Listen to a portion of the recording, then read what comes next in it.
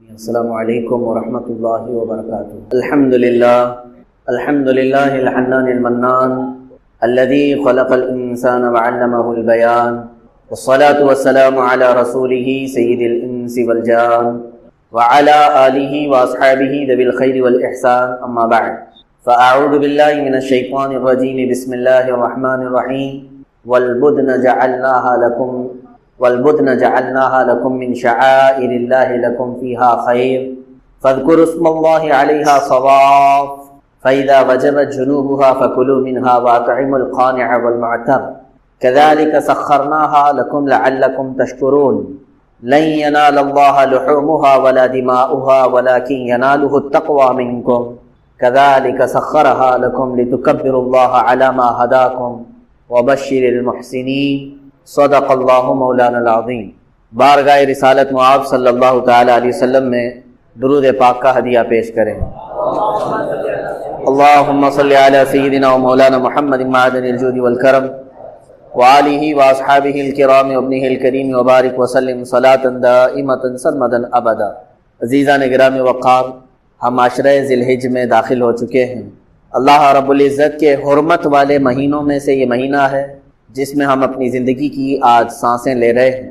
4 مہینے حرمت والے ہیں جس میں جنگ و جدال، قتل و قتال حرام ہیں، اور ان کی حرمت پہلے سے ہے۔ وہ 4 مہینوں میں سے یہ مہینہ ذی الحجہ کا، جس میں آج ہم جمعہ ادا کرنے کی غرض سے پہلے جمعہ میں حاضر ہیں، اور چاند کی رات سے لے کر ذی الحجہ کے 10ویں کے دن تک یہ جو 10 راتیں اور 10 فجر ہیں، ان کے متعلق قرآن پاک میں اللہ تعالیٰ نے قسم یاد فرمائی، والفجر ولیال عشر، اور فجر کی قسم اور 10 راتوں کی قسم۔ ظاہر سی بات ہے، قسم کسی عظمت والی چیز کی ہی اٹھائی جاتی ہے، اور یہ 10 راتیں ذی الحجہ کی ایسی مقدس ہیں، اتنی عظمت والی ہیں کہ رب ذوالجلال اس کی قسم فرما رہا ہے، ولیال عشر، اور 10 راتوں کی قسم۔ وہ 10 راتیں کون سی ہیں؟ پہلی ذی الحجہ سے لے کر 10ویں ذی الحجہ تک، جس میں آج ہم موجود ہیں۔ عزیزان گرامی وقار، ان دنوں میں ہمارے اوپر کئی چیزیں، کئی احکامات واجب بھی ہوتے ہیں۔ مثال کے طور پر سال میں 1 مرتبہ مالک نصاب کے لیے زکوٰۃ دینا فرض ہے۔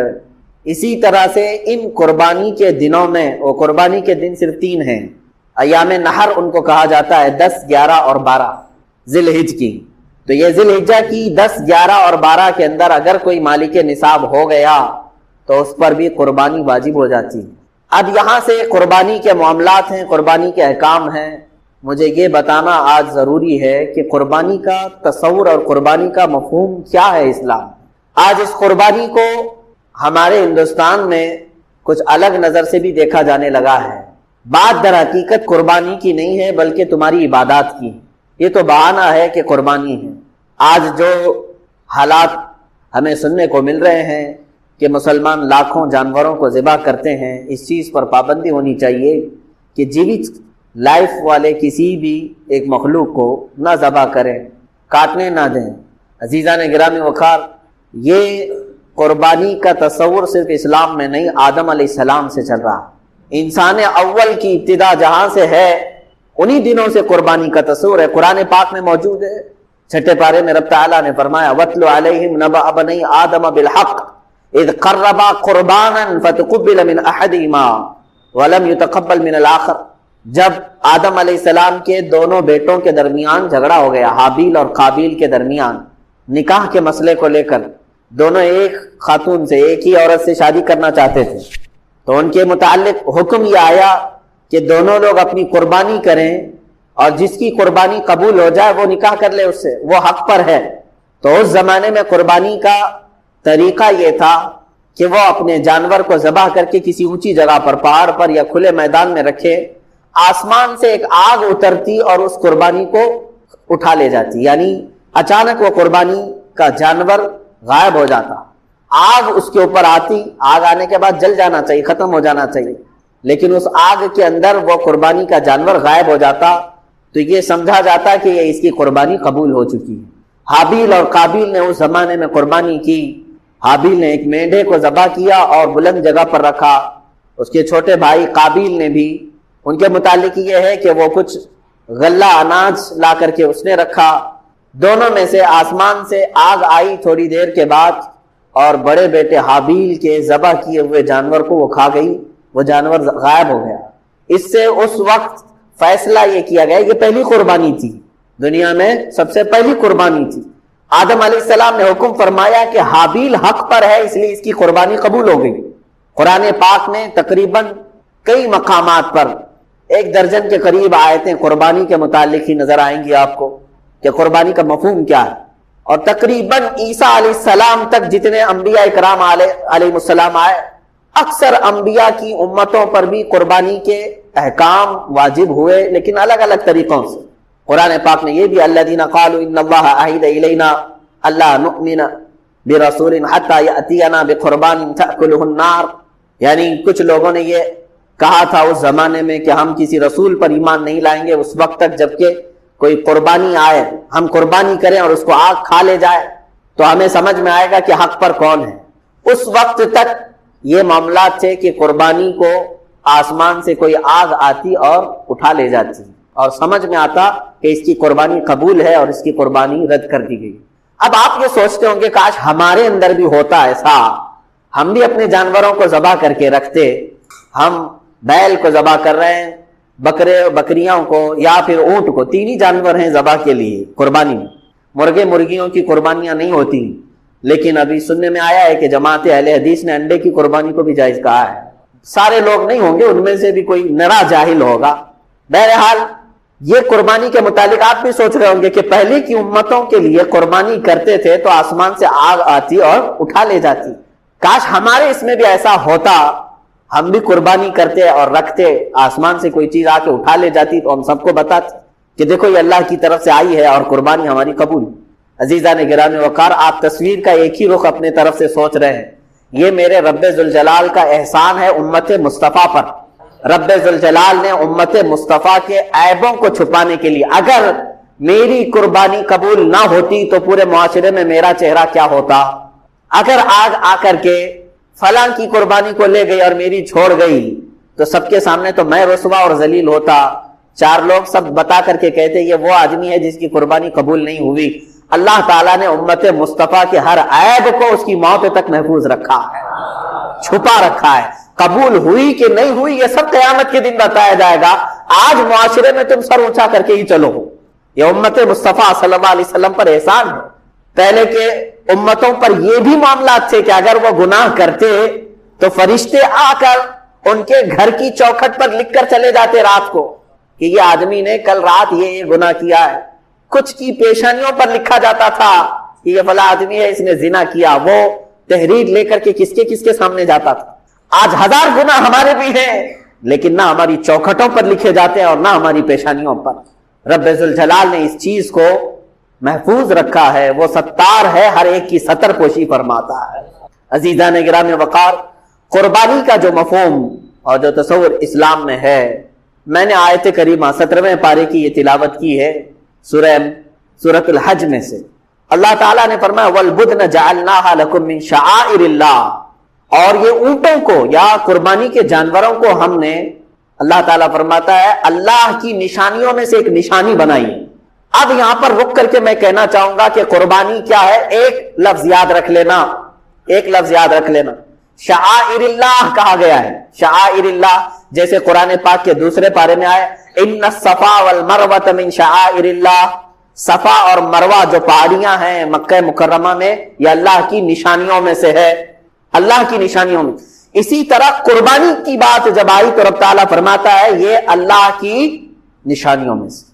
اب یاد رکھ لینا آپ ہمیشہ، قربانی کیا ہے تو ایک لفظ کہہ دینا کہ یہ اللہ کی نشانیوں میں سے ایک نشانی۔ میں آپ سے پوچھنا چاہتا ہوں کیا اللہ کی نشانیوں کا سودا کیا جا سکتا ہے؟ صفا اور مروہ کو ختم کر دو، اللہ کی نشانیاں ہیں، معاذ اللہ رب العالمین کسی کی مجال ہے وہ ختم کرے گا؟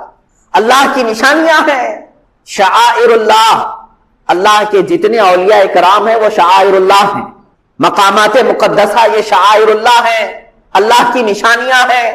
تو ظاہر سی بات ہے مسجد کے مینار اور منبر، اس سے عظمت اسلام ہوتی ہے کہ نہیں ہوتی؟ کبھی آپ مینار اور منبر یا گنبدوں کو ختم کرنے کی اجازت دیں گے؟ ارے ناک کٹ جائے گی اس مسجد کی.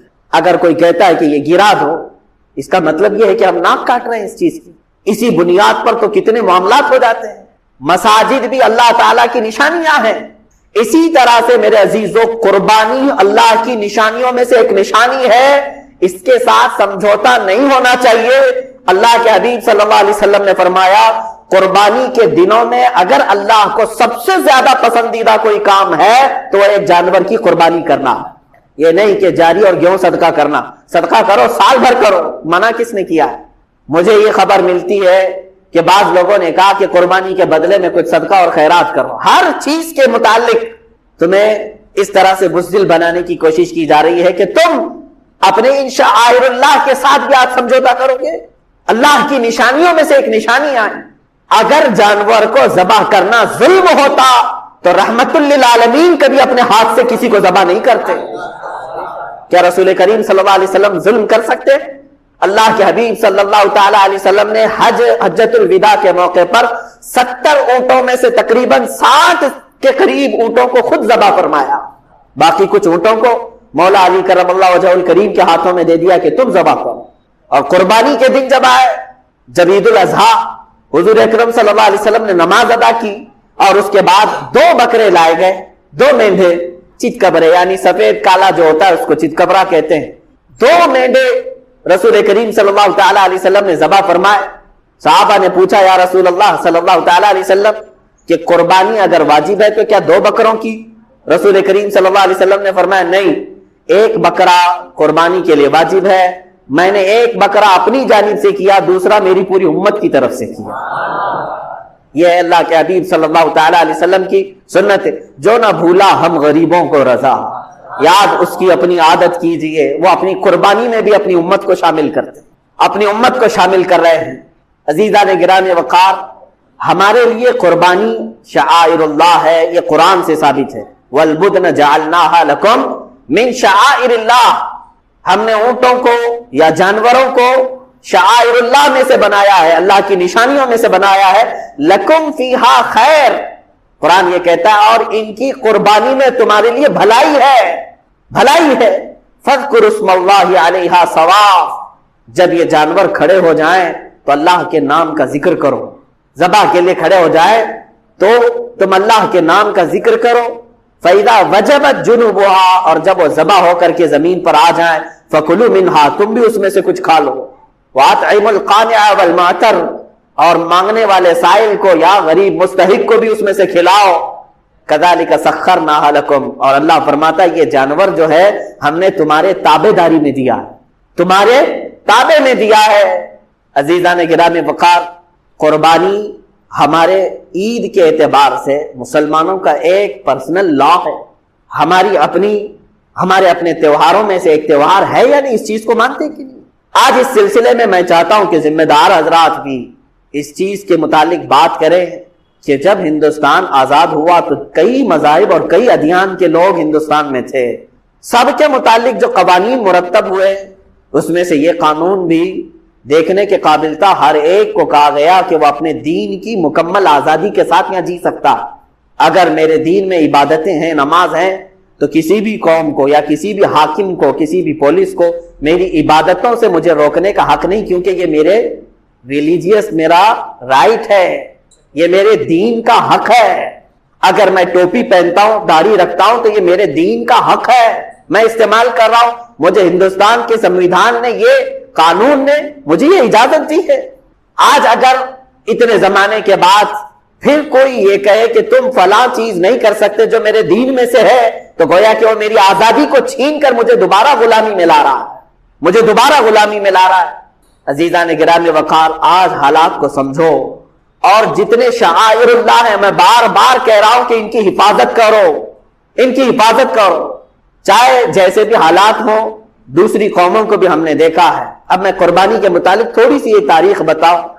دوسرے لوگ اگر یہ سمجھتے ہیں کہ صرف اسلام ہی ہے جو اتنے جانوروں کو قربان کرتا ہے تو یہ ان کی خام خیالی ہے. تھوڑا ہسٹری بھی نکالیں اور پڑھیں، تاریخ کو بھی پڑھیں. یہودیوں میں قربانی ہے، عیسائیوں میں قربانی ہے، موجود ہے. ان کی کتابوں سے میں ثابت کر کے بتاؤں گا، آج بھی ہے. ہندوؤں کے کئی ایسے مقدس ان کے مقامات ہیں جہاں پر قربانی ہوتی ہے، وہ اس کو قربانی کہتے ہیں، بلیدان کہتے ہیں، اور ان کے اپنے اپنے تصورات ہیں کہ ہم اس جانور کو ذبح کریں گے تو پھر ہم جو ہے ایک شکتی حاصل کریں گے، اور ہر قوم کے نزدیک ایک ایک الگ الگ تصور بنا ہوا ہے، لیکن اعتراض کا اور چھیڑ چھاڑ کا اگر کوئی مقام ہے تو صرف اسلام کو بنایا گیا ہے، باقی دوسروں کی قربانیاں نظر نہیں آتی۔ عزیزان گرامی، تاریخ کی پرانی کتابوں سے بھی میں اگر آپ کو بتاؤں، ہر زمانے میں ہر قوم نے قربانی کی ہے۔ اگر جانور کے ذبح کے متعلق آپ پریشان ہیں تو میں ان شاکاہاری لوگوں سے بھی کہوں گا، تمہیں معلوم نہیں کہ جانور کے اندر صرف جان نہیں ہوتی، پیڑ پودوں کے اندر بھی جان ہوتی؟ کیا تمہیں نہیں معلوم؟ میل فیمیل ہوتے ہیں درختوں کے اندر، سب کسان بھی جانتے ہیں، کلمی کرتے ہیں، دو درختوں کو ملاتے ہیں، ایک میل اور فیمیل، تب وہ جلدی سے بڑھتے ہیں اور اچھے پھل دیتے ہیں۔ جانوروں کے علاوہ نباتات میں بھی، سبزیوں میں، درختوں میں، سب میں جان موجود ہے، بس یہ ہے کہ وہ چلتے نہیں ہیں، ایک جگہ پر کھڑے ہیں۔ جان تو ان کے اندر بھی ہے، لیکن تم انہیں بھی تو کاٹتے ہو، انہیں بھی تو کھاتے ہو۔ اس طرح سے اگر دیکھا جائے کہ کسی جان کو نقصان نہیں پہنچانا چاہیے تو خود اپنی جان کی بلیدان دینا پڑ جائے۔ تم ایک جگہ بیٹھو گے، نہ کسی پھل کو کاٹ سکتے ہو کیونکہ اس کے اندر بھی جان، کسی سبزی کو کاٹو تو اس کے اندر بھی جان، یہ تمام جان والی چیزیں ہی ہیں، نباتات بھی۔ عزیزان گرامی، اللہ تبارک و تعالیٰ نے پوری کائنات کو پیدا کیا، اور اسی نے جب ہمیں یہ حکم دیا ہے کہ تم ان فلاں فلاں جانوروں کو ذبح کر سکتے ہو، تو بالکل یہ قانون فطرت کے مطابق ہے۔ اگر ذرا برابر بھی ظلم ہوتا تو رب تبارک و تعالیٰ کبھی اپنے بندوں کو کسی کو ذبح کرنے کا حکم ہرگز نہیں دیتا۔ اب دیکھیں آپ، ظلم کہاں کہاں ہے، وہاں قرآن نے منع کیا کہ نہیں؟ ہم بیل، بکرے اور اونٹ کو تو ذبح کر رہے ہیں، لیکن کیا کبھی انسان کو ذبح کرنے کی اجازت قرآن نے دی ہے؟ بلکہ قرآن نے تو یہ کہا، من قتل نفسا بغیر نفس او فساد فی الارض فکأنما قتل الناس جميعا، جس نے کسی ایک جان کو بھی قتل کیا ناحق، ایک جان کو بھی قتل کیا بغیر کسی حق کے، اللہ تعالیٰ فرماتا ہے گویا کہ اس نے پوری دنیا کے انسانوں کا قتل کیا ہے، پوری انسانیت کا وہ قاتل ہے۔ تو اگر ذرا برابر بھی ظلم ہو سکتا ہے کہیں پر، تو قرآن نے اس پر پہلے سے پابندی لگا دی کہ تم یہاں قتل نہیں کر سکتے، یہاں نہیں مار سکتے۔ عزیزان گرامی وقار، جن جانوروں میں اللہ نے برکت رکھی ہے انہی جانوروں کو ذبح کا بھی حکم دیا ہے۔ آپ نہیں دیکھتے لاکھوں کی تعداد میں نہیں، کروڑوں کی تعداد میں بکرے ذبح ہو رہے ہیں، بیل، بھینس، یہ تمام ذبح ہو رہے ہیں، اور اونٹ بھی ذبح ہو رہے ہیں، لیکن کیا کبھی ان کی تعداد گھٹ گئی اور کم پڑ گئی؟ جبکہ سال میں یہ 2 ہی بچے دیتے ہیں یا ایک ہی بچہ دیتے ہیں۔ جتنی تعداد میں کاٹے جاتے ہیں اور کھائے جاتے ہیں، بیل ہیں، بکریاں ہیں، اونٹ ہیں، بھینس ہے، ان کی تعداد کبھی کم نہیں ہوئی، کبھی شارٹیج نہیں ہوا گوشت کا، لاک ڈاؤن میں بھی نہیں شارٹیج ہوا، کبھی نہیں ہوا۔ ان میں برکت رکھی ہے اللہ تعالیٰ نے، جبکہ خنزیر ایک بار میں 17-18 بچے دے دیتی، کتے کو دیکھیں تو وہ بھی 10-12 بچے ایک بار میں دیتی، اور نہ ان کا ذبح ہوتا ہے، نہ وہ کاٹے جاتے ہیں، نہ بیچے جاتے ہیں۔ بس شوقین لوگ کھاتے ہوں گے، باقی عام طور پر تو نہیں ہے۔ لیکن اس کے باوجود جتنے گلیوں میں، روڈوں پر جگہ جگہ بیل، بکری اور بھینس نظر آتے ہیں، اتنے کتے تو نہیں نظر آتے، اس لیے کہ اللہ کے نبی صلی اللہ علیہ وسلم نے فرمایا کہ اللہ تعالیٰ نے ان جانوروں میں غیب سے برکت رکھا، یہ برکت والے جانور ہیں۔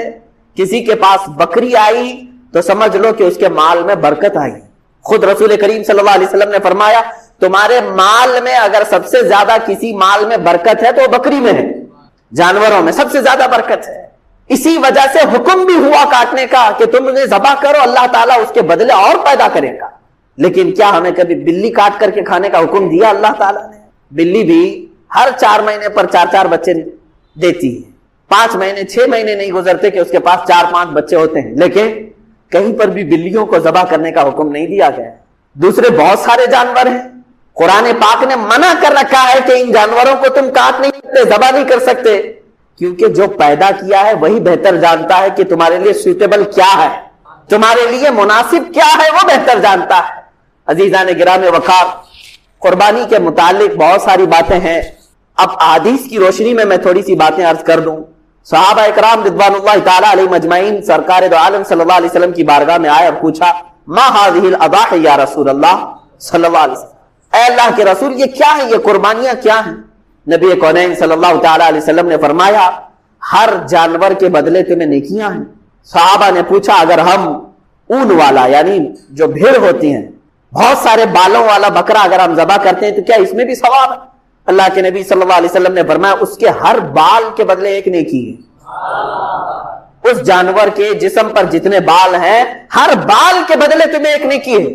خود اپنی صاحبزادی سیدہ کائنات فاطمہ الزہرا رضی اللہ تعالی عنہا کو حضور اکرم صلی اللہ علیہ وسلم فرماتے ہیں اے فاطمہ اٹھو اپنی قربانی کی جگہ پر آؤ۔ جب قربانی کرنی تھی کہا کہ تم آؤ کھڑی ہو جاؤ اور دیکھو گواہ رہو قربانی کے۔ انہوں نے پوچھا کہ کیوں یا رسول اللہ صلی اللہ علیہ وسلم؟ حضور اکرم صلی اللہ علیہ وسلم نے فرمایا قربانی کے جانور کا خون کا قطرہ زمین پر گرنے سے پہلے مولا سابقہ گناہوں کو معاف کرتا ہے، تمہارے گناہ معاف کر دیے جاتے ہیں۔ تو حضرت فاطمہ نے یہ بھی پوچھا یا رسول اللہ صلی اللہ علیہ وسلم یہ صرف اہل بیت کے لیے ہے یا سارے مسلمانوں کے لیے؟ رسول کریم صلی اللہ علیہ وسلم نے فرمایا فاطمہ میرے گھر والوں کے لیے خاص ہے اور تمام مومنین کے لیے عام ہے، سب کے لیے ثواب کہ تم اپنے جانور کو ذبح کر رہے ہو تو پھر اس کے خون کے قطرے زمین پر گرنے سے پہلے تمہارے سابقہ گناہ بخش دیے جاتے ہیں۔ اب قرآن کی آیت کی طرف بھی اگر آپ آؤ 17ویں پارے میں سورۃ الحج میں اللہ تعالیٰ فرماتا ہے لن ینال اللہ لحومها ولا دماؤها، تمہارا گوشت اور تمہارا خون اللہ تک نہیں پہنچتا ہے، یہ گوشت اور خون نہیں پہنچ رہا ہے، ولکن ینالہ التقوی منکم، بلکہ اس کے ذبح کرنے کے وقت جو تمہارے دلوں کی نیت ہے وہ اللہ کو معلوم ہے، اسی پر تمہیں اجر و ثواب ہے۔ تم کس لیے کاٹ رہے ہو؟ گوشت کھانے کے لیے کاٹ رہے ہو یا اللہ کا تقرب حاصل کرنے کے لیے، اللہ کا قرب حاصل کرنے کے لیے؟ آپ سوچتے ہوں گے ایک جانور کو ذبح کر کے اللہ کا قرب کیسے حاصل ہوتا ہے، کیسے اس کے قریب ہوتا ہے آدمی ایک جانور کو کاٹنے؟ میرے عزیزوں یہ بھی میرے رب کا احسان کیا ہے جانتے ہیں؟ در حقیقت قربانی تو اپنی جان کی ہونی چاہیے تھی، اللہ تبارک و تعالیٰ چاہتا تو تم سے یہ فرماتا جیسے حضرت ابراہیم علیہ السلام سے مانگا اس نے، اللہ تبارک و تعالیٰ نے فرمایا کہ اے ابراہیم اپنے بیٹے کو ذبح کرو۔ حکم تو یہ ہو سکتا تھا کہ اے امت مصطفیٰ کے مسلمانوں تم اتنے سال جیو، 25 سال کی عمر ہو جائے تو آؤ اپنی گردن دے دو، 40 سال کی عمر ہو گئی ہے تو آؤ قربان گاہ میں اپنے آپ کو کٹوا دو، کہیں یہ حکم نہیں فرمایا، بلکہ حقیقی قربانی جو ہے وہ اپنی جان کی تھی۔ اللہ تبارک و تعالیٰ نے جیسے اپنے نبی کے لیے دمبا بھیجا جنت سے، وہ تو صرف ان کا امتحان تھا، اسماعیل علیہ السلام کو کاٹا تو نہیں گیا، ان کے بدلے میں بکرا کاٹا گیا، تو رب تبارک و تعالیٰ نے فرمایا اب امت مصطفیٰ کے لیے بھی بلکہ تمام مومنین کے لیے بھی یہی حکم ہوگا کہ تم کاٹو گے اپنی طرف سے کوئی بکرا یا جانور، لیکن مولا تعالیٰ کی طرف سے تمہاری خود کی قربانی سمجھی جائے گی، تم نے خود قربان کیا ہے۔ اور یہ تصور کب آتا ہے جانتے ہیں آپ؟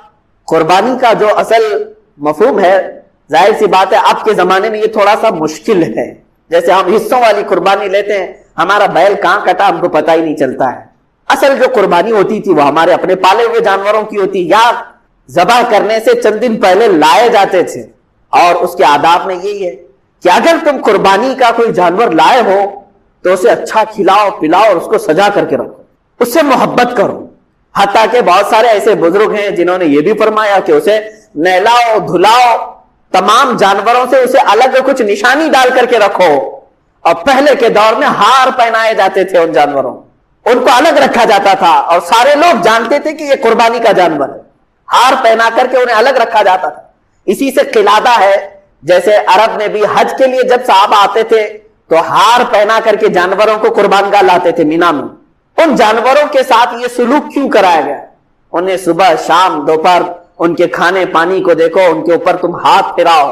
دو باتیں، ایک تو میرے آقا صلی اللہ علیہ وسلم فرماتے ہیں قیامت کے دن یہ جانور اپنے سینگ اپنے کھر اپنے گوشت اپنی کھال کے ساتھ آئے گا، ان تمام چیزوں کے ساتھ آئے گا، اور رب تعالیٰ سے فرمائے گا اے مولا تیرا قرب حاصل کرنے کے لیے اس نے مجھے تیرے دربار میں ذبح کیا، اے کریم خدا اب اسے جہنم کی آگ سے تو حرام فرما دے۔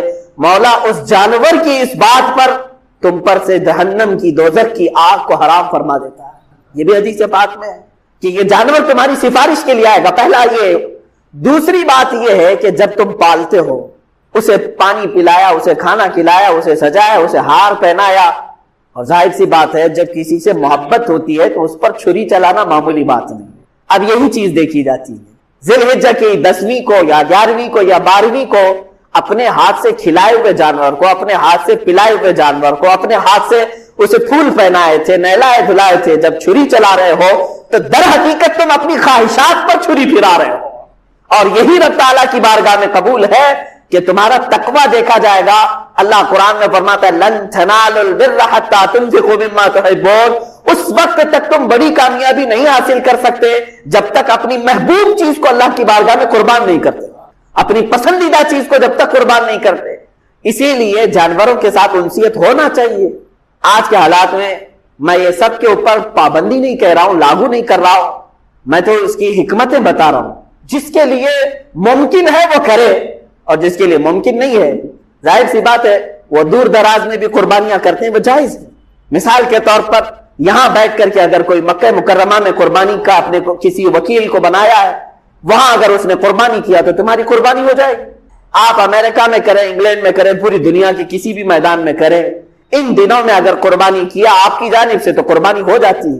لیکن جو حکمتیں ہیں وہ اپنے پالے ہوئے جانور کے ساتھ اس کی زیادہ ہے، کیونکہ اس وقت آپ کی خواہشات کو آپ ذبح کر رہے ہیں. اور ایک بات یاد رکھیں، اللہ تبارک و تعالیٰ نے حضرت ابراہیم علیہ السلام کو بھی کچھ ذبح کرنے کا حکم فرمایا تھا. آپ کو معلوم ہوگا 3 پارے کی تفسیر میں یہ موجود ہے کہ آپ نے پوچھا اللہ تعالیٰ سے، اے مولا کیا تو موت کے بعد دوبارہ زندہ کرتا ہے؟ رب تعالیٰ نے فرمایا ابراہیم کیا تمہیں یقین نہیں ہے میرے زندہ کرنے پر میں دوبارہ اٹھاتا ہوں؟ ابراہیم علیہ السلام نے کہا اے مولا کیوں نہیں یقین ہے؟ یقین ہے بالکل، موت کے بعد تو زندہ ضرور فرماتا ہے، لیکن میں چاہتا ہوں کہ اپنی آنکھوں سے ایک بار دیکھ لوں، اپنی آنکھوں سے دیکھ لوں. یہ قرآن کی آیت ہے وَإِذْ قَالَ إِبْرَاهِيمُ رَبِّ أَرِنِي كَيْفَ تُحْيِي الْمَوْتَىٰ قَالَ أَوَلَمْ تُؤْمِنْ قَالَ بَلَىٰ وَلَٰكِن لِيَطْمَئِنَّ قَلْبِي. مولا اس لیے میں عرض کر رہا ہوں کہ میرے دل کو اطمینان ہو جائے، ایک بار دیکھ لیں. اللہ نے فرمایا ٹھیک ہے، تمہیں دکھایا جائے گا کہ مردوں کو زندہ کیسے کیا جاتا ہے. فَخُذْ أَرْبَعَةً مِّنَ الطَّيْرِ. تم 4 پرندے لے لو. رب تعالیٰ نے کیا فرمایا؟ 4 پرندے لے لو، انہیں ذبح کرو اور ذبح کر کے ان کے پورے گوشت کا قیمہ بناؤ. 4 الگ الگ قسم کے پرندے ہیں، ان کا گوشت پورا مکس کر کے قیمہ بنایا. اس کے 4 حصے کی الگ سب مکس تھا، اور حکم ہوا کہ 4 پہاڑوں پر تھوڑا تھوڑا سا گوشت رکھ کر کے آؤ، اور پھر زمین پر آ کر وہ 4 پرندوں کے منہ، ان کے سر اپنے پاس رکھو اور آواز دو ان پرندوں کو. ابراہیم علیہ السلام نے ہر پرندے کا نام لے کر کے آواز دی. اب ہوا یہ کہ ان کی آنکھوں نے دیکھا وہ گوشت جو قیمہ بن چکا تھا وہ ہوا میں اڑنے لگا.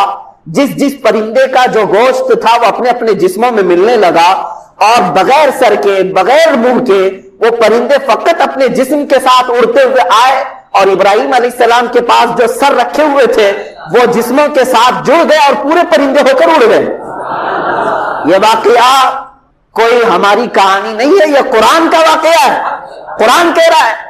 اللہ تعالیٰ نے یہ جو فرمایا. اب اس کے متعلق جو کچھ حکمتیں ہیں میر عبد الواحد بلگرامی رضی اللہ تعالیٰ عنہ سبع سنابل شریف میں فرماتے ہیں وہ 4 پرندے جو تھے اس میں سے ایک کوا تھا، ایک مرغا تھا، ایک کبوتر تھا اور ایک مور تھا. یہ 4 پرندے، ان کے نام یاد رکھنے کے لیے اس لیے میں کہہ رہا ہوں کہ ہر ایک کی اپنی اپنی ایک خصوصیت ہے. ابراہیم علیہ السلام نے کیا کیا لیا؟ کوا لیا تھا، مرغا لیا تھا اور کبوتر لیا تھا اور مور لیا تھا. یاد رکھیں یہ 4 پرندوں کو، اور ذبح کیا ہے.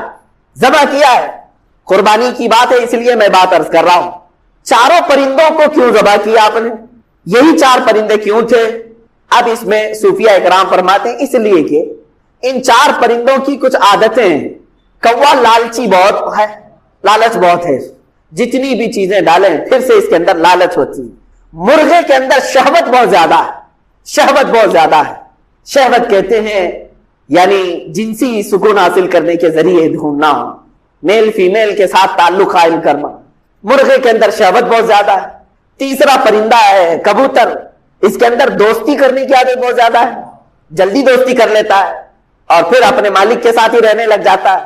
چوتھا ہے مور، اس کے اندر دکھانے کی عادت بہت زیادہ ہے، خوبصورت بہت ہے اور اپنی خوبصورتی کو لوگوں میں بہت زیادہ دکھاتا ہے. جب لوگ دیکھتے رہتے ہیں نا تو پورا کھول کر ناچتا ہے, پر پورے کھول کر ناچتا ہے ان کے سامنے. یہ مور کی عادت ہے. اب سنیے صاحب سبع سنابل شریف یہ فرماتے ہیں کوے کی لالچ, مرغے کی شہوت, کبوتر کی دوستی اور مور کا دکھاوا, یہ ساری خطرناک عادتیں ہیں, انسان کو تباہی کی طرف لے جا سکتی ہیں.